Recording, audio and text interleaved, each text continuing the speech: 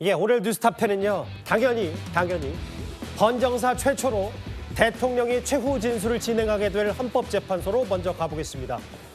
오늘 73일 만입니다. 국회에서 탄핵 소추안이 통과된 지 이제 헌법재판소의 최후 진술, 최후 본론으로 대통령 탄핵 심판 변론은 모두 끝이 나게 되는데요. 오늘이 지나면 구속 상태인 윤 대통령이 공개적으로 대국민 메시지를 내놓을 기회가 그리 많지 않기 때문에 오늘 대통령이 단단히 최후 진술을 준비하고 있는 듯합니다. 그런데 조금 전 마지막 변론 기회에서요. 윤석열 대통령 측은 야당 대표와 국회의장의 월담 영상 증거로 꺼내들었습니다. 아무도 없는데 의원식 의장이 월담을 하는 사진입니다. 이것은 의원식 의장 스스로 뒤에서 누군가가 사진을 찍어준 거겠죠. 네, 이렇게 사진이 찍혀 있고요. 이 영상은 이재명 의원이 계엄이 선포되고 운전을 해서 국회에 들어가는 영상을 라이브로 유튜브 라이브로 방송한 그 영상의 일부입니다. 차에서 내려 계엄이 선포되었지만 길에 계엄과 관련된 어떠한 인원도 없고 아무도 없는데 혼자 스스로 월담을 하는 장면입니다. 네, 보시는 바와 같이 의원들이 어떠한 제지도 받지 않고 국회의사당으로 들어가는 장면입니다. 만약 국회의원들의 그 의사당 출입을 봉쇄해서 막을 생각이었다면 애초부터 계엄군을 출동을 시켜서 막았을 것입니다. 화면 왼쪽 상단에서부터 계엄군이 지하 1층 분전함 쪽으로 걸어오는 모습이 보였고요.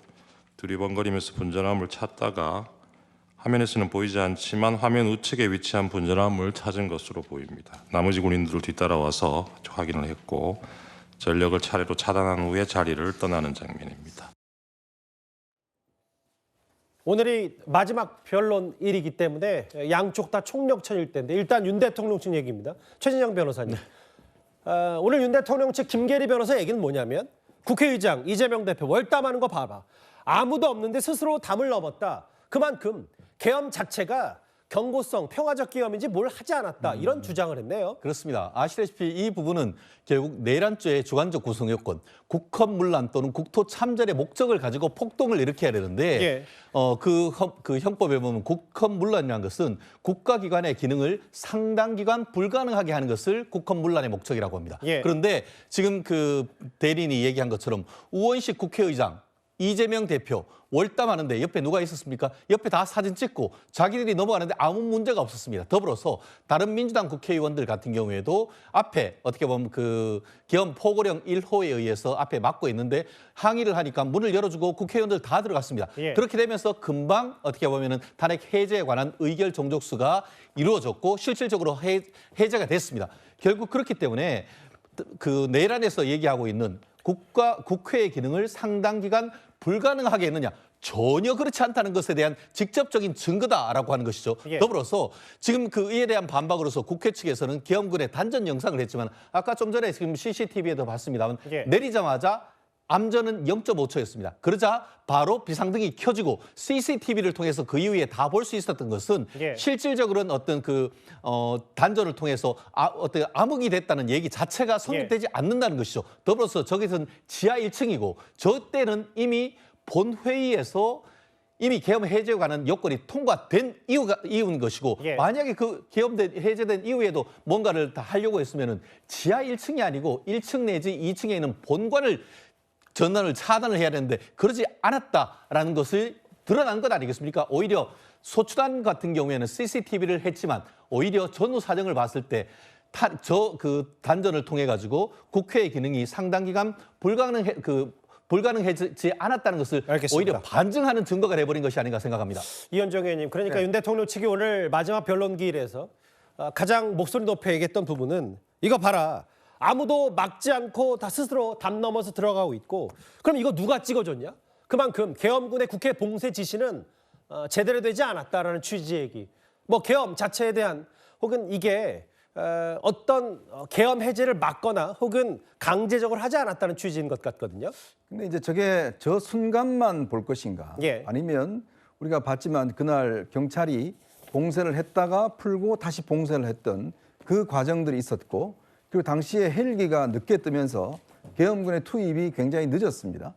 그러니까 이게 일부러 저렇게 했는 것인지 예. 아니면 작전의 실패로 계획의 미비로 저렇게 했는 것인지 이 부분일 겁니다. 그러니까 저 장면만 보면 우원식 의장이나 이재명 대표가 아무런 제지 없이 담을 넘어가는 그 과정이겠지만 또 다른 영상들을 보면 당시에 국회를 경찰들이 봉쇄하고 국회의원들을 막았던 예. 특히 이준석 의원 같은 경우에 거기서 굉장히 입씨름을 했던 장면들도 있지 않겠습니까?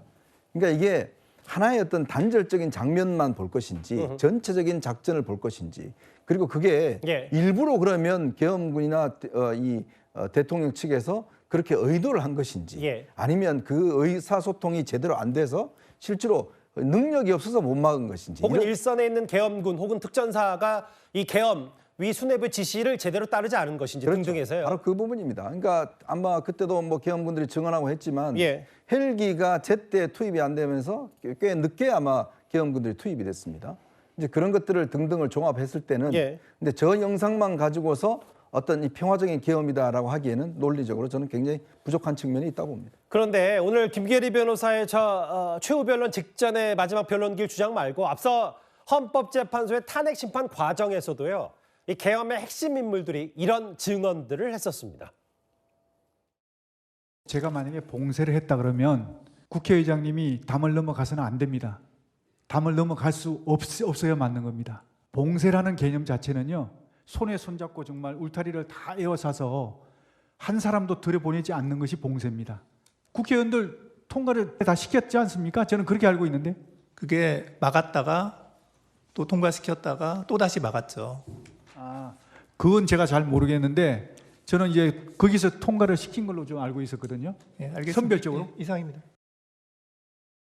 그러니까 김용현 전 국방장관이든 혹은 윤 대통령 측의 김계리 변호사든 통과의 방점을 둬서 그만큼 아니 우리가 막으려면 제대로 막았고 특전사 투입해서 뭔가 다 시쳇말로 다 강제로 연행할 수도 있었는데 불구하고 그러지 않았다는 취지 얘기를 한 거거든요. 그러니까 저 시점이 언제입니까? 계엄군이 국회에 도착하기 전에 예. 단순히 경찰 경력으로만 국회가 통제되었던 그 시기입니다. 그리고 그 경찰 병력들이 이 국회의 주 출입구들을 중심으로 해가지고 출입문을 닫고 안으로 그 어떤 국회의원 또는 국회의 보좌진, 국회 직원 아무도 출입하지 못하게 했었던 그런 상황들 속에서 담을 통해 넘어서 들어갈 수밖에 없었던 그런 상황들 이런 것이 이 봉쇄가 아니면 무엇이 봉쇄입니까? 지금 국회의장 그리고 야당의 대표까지 마치 쇼를 했다라는 식으로 오늘 이 주장하는 걸 보고 야 정말 이렇게까지 논리가 박약할 수밖에 없을까? 이런 계엄이라면 왜 했을까라고 생각할 수밖에 없는 겁니다. 예. 지금 국회의장이 할 일 없어서 이 출입문을 놔두고 담을 넘었겠습니까? 그것도 쇼하려고? 이것은 국회의장마저도 이 국회의 정문을 통해서 국회의 출입문을 통해서 들어갈 수 없는 그 상황을 만들어낸 것이고 그런 부분들에 대해서 이 증거의 영상이 있는데 이것을 어떻게 이렇게 완전히 뒤바꿔서 왜곡해가지고 이 그 봉쇄가 없었다는 증거로 제출할 수 있는지 참 뻔뻔하다 이런 말씀밖에 드릴 게 없다 이렇게 말씀드립니다. 그 핵심 쟁점을 미리 한번 만나보면 이게 아마 헌법재판관 죄송합니다. 8명의 머릿속엔 이게 핵심 화두겠죠. 특히 국회 봉쇄 지시. 아예 이재명 대표의 월담 영상까지 증거를 낸 윤 대통령 측인데 그런데요. 조금 전에 윤 대통령 측 김계리 변호사가 또 하나 이런 얘기를 예로 들었어요. 야당 사람들 수십 명이 국가보안법 위반 전과가 있다. 이런 주장하는 겁니다. 제가 그 속보 자막을 한번 쭉쭉 읽어볼까요? 국보법 위반 전과가 있다. 최진영 변호사님. 네. 국회의원 23명, 특히 야당 인사들 중심으로 한 민주당, 조국혁신당 전과를 줄줄이 언급했습니다. 이게 어떤 이유에서죠? 결국 어떻겠습니까? 지금 현재 그 비상기업을 했던 상황이 전시, 사변, 이에 준하는 국가 비상사태다라고 하면서 윤석열 대통령이 현재 국가 비상사태가 어떤 물리적인 전쟁뿐만 아니고 중국을 비롯한 외국과의 어떤 하이브리드 전쟁, 사실상 이념 전쟁, 댓글 전쟁 이런 부분과 관련해서 얘기를 하면서 대한민국과 관련해서 과연 대한민국이 자유민주적 기본 질서에 합당한가라는 의문을 제기했고 예. 지난번 그 어떤 변론기일에 김계리 변호사 같은 경우에는 최근에 민주노총 내부의 조직국장 등 5명이 북한으로부터의 지령을 받고 간첩 활동을 해서 징역 15년까지 받았다는 내용을 얘기를 했습니다. 제가 그 페이스북 친구에서 그 김계리 변호사의 후일담 보면은 그것보다 더 많은 그 판결에 있는 북한의 지령 내용을 얘기를 하려고 했지만 제대로 하지 못했다라고 있었는데 예. 오늘 최후법정에서는 그와 같은 민노총의 국가보안법 위반을 넘어서 지금 현재 그 300명의 그 국회의원들 중에 7.6% 전체적으로 한 23명이 예전 대학교 다닐 때나 이럴 때의 국가보안법이 뭡니까?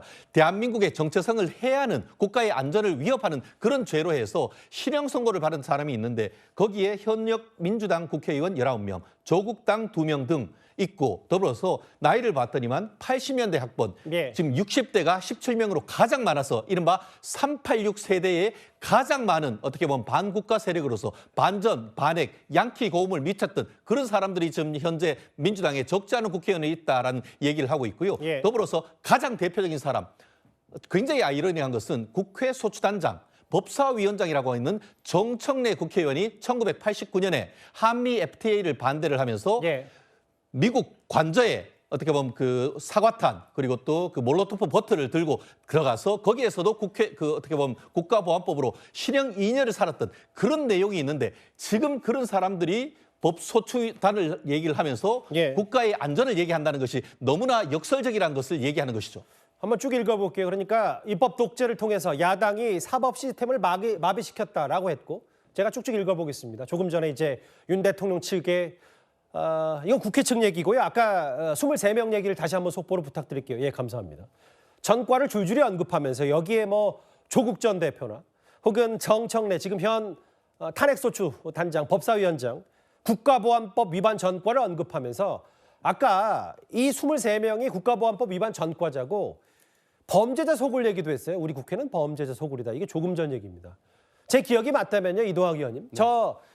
우리 국회는 범죄자 소굴이란 취지 얘기를 대통령이 12월 3일 탄핵 정확히 계엄 선포 때도 비슷한 취지 얘기를 했었는데 그만큼 계엄은 정당했다는 취지를 좀 주장하고 싶었던 것 같습니다. 그런데 그거를 국민들이 얼마나 이해할까요? 저만 해도 1982년생입니다. 저런 주장을 하면 저 사람들이 지금 1970년대를 살고 있나? 도대체 어떤 세상을 살고 있지? 이런 생각을 할 수밖에 없습니다. 예. 반국가 세력이라고 몰아붙이고 지금 색깔론을 펼치고 있는 거예요. 예. 거기에 얼마만큼 동의가 가능한지 모르겠고요. 그러면 만약에 그걸 인정한다 하더라도 헌법을 위반해가지고 지금 반국가 세력들을 때려잡는다는 얘기입니까? 그러면 독재국가로 가겠다는 거 아닙니까? 그래서 지금 시간을 예. 45년, 50년 전으로 돌려놓는다. 이렇게 이 시대착오적인 행동들을 하게 되는 겁니다. 이러다 보니까 체포조 운용하고 뭐하고 이런 계획들 자체가 전부 다 위법하게 다 운영됐던 거 아닙니까? 그러다 보니 저는 이제 국민들의 공감대는 물론이거니와 예. 재판관들의 공감대까지 사기가 굉장히 어렵다. 그래서 이것은 완전히 8대 0으로 나올 가능성이 크고 심지어 오늘 마지막 변론입니다. 그런데 저렇게 색깔론을 이 제기를 해가지고 얼마만큼 저게 정말 이뻐 보일까요? 전 전혀 그렇지 않을 거라고 생각합니다. 그러니까 아까 이재명 대표 월담을 얘기한 건 핵심 쟁점의 이 세 번째. 의원 아닌 요원 빼내라 했고 체포 지시 없었다. 국회 측. 아니 이거 체포 명단 실제로 있다. 비상계엄 선포.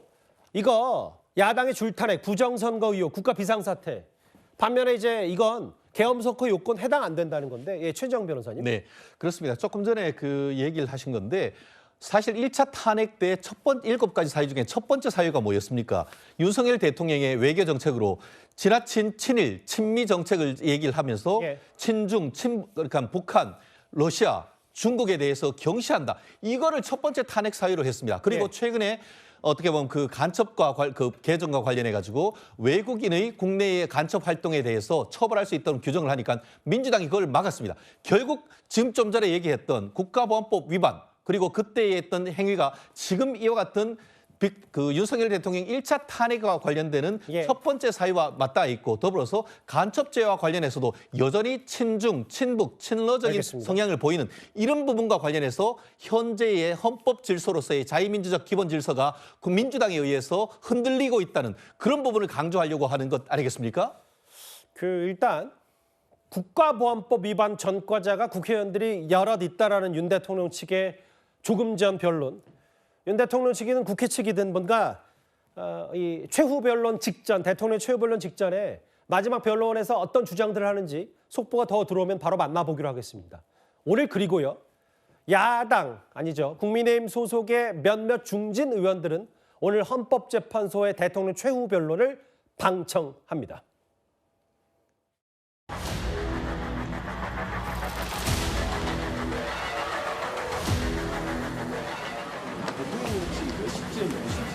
정확한 시간을 모르겠어요.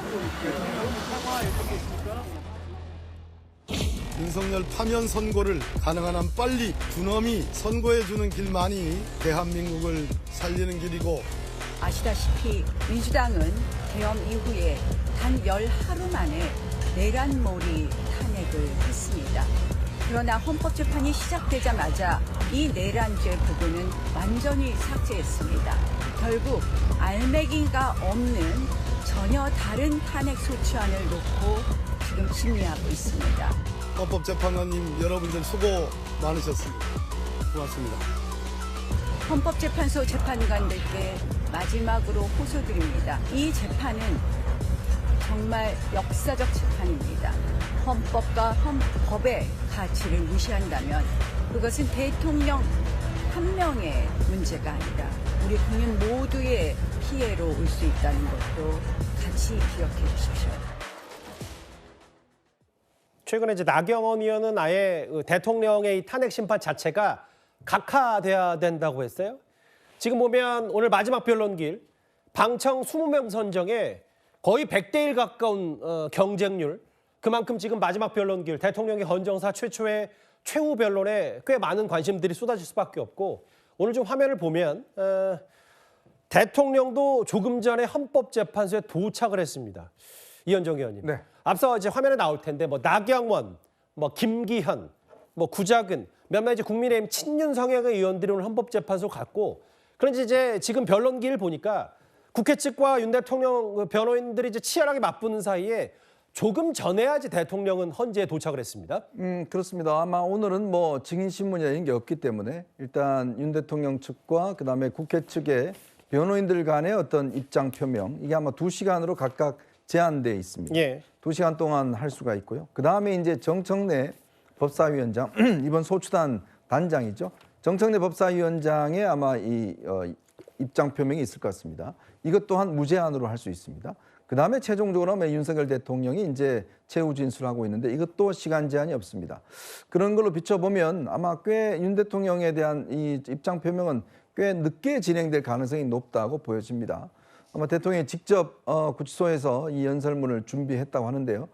오늘 많은 언론들이 이제 윤 대통령이 뭘 해야 되는가에 대한 아마 지적들을 많이 하고 있습니다. 특히 오늘 같은 경우는 이제 국민들을, 특히 이 계엄 사태로 인해서 엄청난 피해를 받았던 국민들에 대한 사과가 있어야 될 것 같다라는 지적들을 공통적으로 하고 있고, 또 헌재가 어떤 결정을 내리든 간에 이를 존중하겠다는 입장 표명, 이거는 우리 헌법 질서를 존중한다는 차원이겠죠. 이제 그거에 대한 입장 표명과 함께, 그리고 이제 이 뭐 설왕설래가 있었습니다만은 윤석열이 할지 안 할지 모르겠지만 앞으로 만약에 탄핵이 만약 기각된다 하더라도 예. 임기 단축을 하면서 개헌을 하겠다. 뭐 이런 어떤 정책인 입장 표명이 있지 않을까라는 그런 또 기대가 있습니다. 예. 거기에다가 앞으로 국민의힘과 관련된 이야기들, 즉 이제 국민의힘 어차피 인용이 되면 60일 이내에 이제 선거가 이루어져야 되기 때문에 예.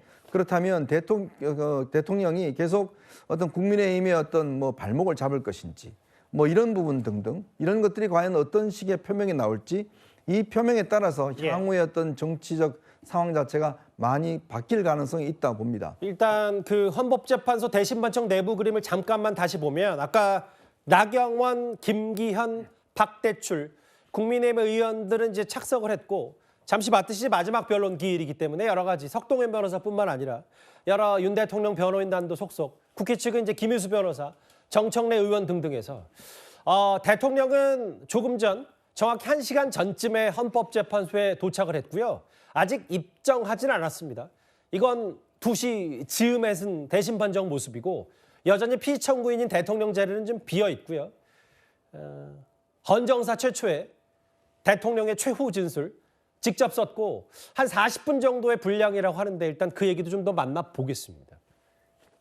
그런데요. 이렇게 국민의힘 몇몇 중진 의원들도 헌법재판소 방청을 하면서 헌법재판관들의 현명한 판단을 재차 요구했고 기억하시겠지만 어제 법조계에서 한 100여 명 정도가 탄핵에 반대하는 시국설을 했는데 오늘은 대통령 국민변호인단이 탄원서를 냈습니다.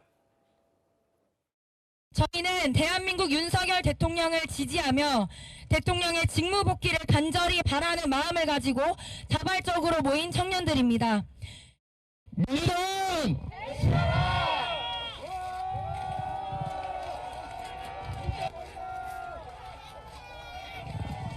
찢어버린 거는 민주당 당적 증명서고요. 우리 청년들 중에서 민주당 당적을 가지고 계신 분들이 탄핵에 반대한다는 뜻을 표명해 주셨고 요즘 대학가 캠퍼스가 이 대통령 찬반 집회 혹은 탄핵 찬반 집회로 꽤 나눠서 꽤 시끌시끌합니다. 김지륵 대변인, 오늘은 2030 대통령 국민변호인단, 서울대, 연세대, 고려대, 경북대 학생들이 19만 명 서명했고 이제 탄원서를 오늘 헌법재판소에 냈습니다. 일단 국민변호인단의 대략 명수가 이제 19만 명 정도 되는 것 같아요. 그런 것 같습니다. 이제 국민변호인단이라고 얘기하지만 지금 보여주는 모습은 이 계엄 옹호단 같은 그런 모습을 보여주고 계십니다. 헌법재판소를 상대로 해서 최종적으로 어떤 여론전을 펼치고 있는 것이다. 뭐 이렇게 볼 수 있을 것 같은데요. 지금 이 19만 명, 약 20만 명에 가까운 어떤 탄원서를 헌법재판소에 제출한다라는 것이 어떤 헌법재판관들을 압박하거나 하는 용도로 쓰고 싶겠지만 사실 이 정도 가지고 헌법재판관들이 어떤 영향을 받을 거다라고 저는 보여지지 않고요. 뭐 큰 영향 없이 헌법재판관들이 헌법과 법률에 의해서 판단할 것이다라고 기대하고 다만 좀 안타까운 부분은 지금 뭐 이 윤석열 대통령의 탄핵에 대해서 찬성 또는 반대 여론을 가지고 있는 다양한 생각들이 있을 수 있습니다만 지금 우리 이 젊은 대학생들까지 이런 국면에서 어떤 역할들이 좀 바르게 판단할 수 있는 그런 부분들이 조금 더 그 공론의 장에서 이루어졌으면 어땠을까 하는 좀 아쉬움이 좀 남습니다. 그 대학교 혹은 19만 명 정도가 되는 대통령 지지 모임, 거의 이제 대통령 변호인단도를 탄원서를 현재 직접 냈고요. 정확히는 19만 1,495명입니다. 근데 이 부분이요, 최진영 변호사님. 사실 어제 그동안은 탄핵에 찬성하는 이 법조인들 혹은 대학 교수들의 시국선언 메시지가 있었다면 특히 허영 교수, 국내 헌법학자의 거두라고 할 수 있는 허영 교수가 이런 일방적 지정, 진술 바뀐 증언 채택 한두 가지 아니고 이거 이렇게 빨리 할 필요가 없다는 취지, 대통령 변호인단의 목소리가 맞물리면 좀 어떻게 판단할까요? 이렇게 답을 드릴게요. 경찰이 범죄를 저지르면 경찰의 존재 의미가 있습니까? 헌법재판소가 헌법과 법률을 명시적으로 위반하면 헌법재판소의 존재 가치가 있습니까? 지금 허영 교수님 같은 경우에는 그것을 직격하고 있는 것입니다. 헌법재판소의 헌법과 법률 위반 10가지 이유를 하면서 지금의 어떤 윤석열 대통령에 대한 탄핵은 헌법과 법률에 위반해서 각하돼야 된다라고 주장을 하면서 본인이 지금 쓴 교재에도 헌법재판소의 어떤 위법한 행위를 직격하고 있는데요. 허영 교수님이 누구냐? 우리 헌법계 태두 중에 태두이고 저도 사법시험할 때 허영 교수님의 한국 헌법학론을 보면서 헌법에 눈을 떴고 실질적으로 이분은 헌법재판연구원, 헌법재판소 산하에 있는 초대 연구원장으로서 그 주석 헌법 재판을 쓰신 분입니다. 직접적으로 얘기하면 무슨 말이냐? 지난번에 헌법재판관 마은혁 재판관을 어떻게 임명하지 않은 그 분과 관련해 가지고 민주당이 국무총리를 탄핵했지 않습니까? 그것과 관련해 가지고 직무대행에 대한 탄핵을 할 때는 그 요건은 직무대행의 요건을 갖춰야 된다라고 쓰신 분이 이분입니다. 그렇기 때문에 그것이 어떻게 보면 바이블을 해놨는데 그와 상관없이 마구마구 해서 탄핵 절차를 진행했다라고 한다면 그에 대한 빠른 절차를 해야 되는 것이 맞는 것 아니겠습니까? 알겠습니다. 그렇기 때문에 이런 부분에 있어서 허영 교수님보다 헌법을 더 잘하는 부분 대한민국에 있으면 손들어 보라고 했어요. 그렇기 때문에 예. 이분이 얘기하는 것에 대해서는 지금의 8분의 헌법재판관님도 정말 귀를 기울여서 들어야 된다고 봅니다.